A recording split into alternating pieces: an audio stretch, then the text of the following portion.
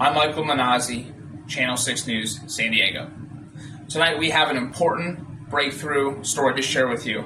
In fact, we should start it off with a Bible verse back in Joshua where he says, "As for me and my house, we will serve the Lord."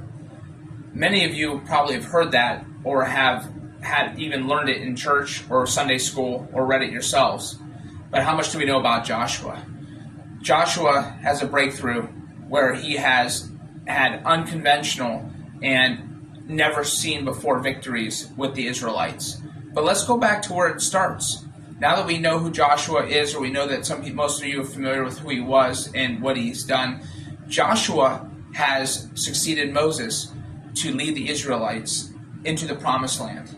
Not only has he done this, but for the first time, they now can celebrate Passover and circumcision in the Promised Land.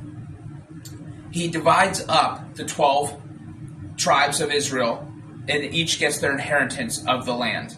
This is very important because this is something that was promised before, and he has now succeeded to be sure that that has come to fruition in the name of the Lord. Israel learns that sometimes they have to play a supporting role in God's plan.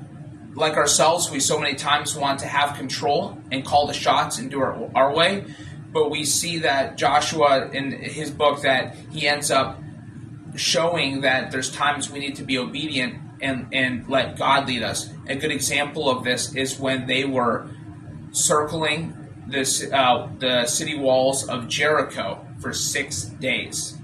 And on the seventh day, those walls of Jericho came tumbling down. This is never heard of before. This is almost otherworldly to even know that something like this would happen, the kind of faith it takes to have this kind of victory when you have to stand back and trust the Lord and let Him lead you. And the point is that there's times that when we let Him lead us, He will surpass everything we expect. And we are called to turn away from the Canaanite gods in the way that Israel was called to turn away from the Canaanite gods, and Joshua made sure of this and followed this. So it's important that you know today who Joshua is, his significance, and the groundbreaking news with walls tumbling down. I'm Michael Manazzi, 6 o'clock News.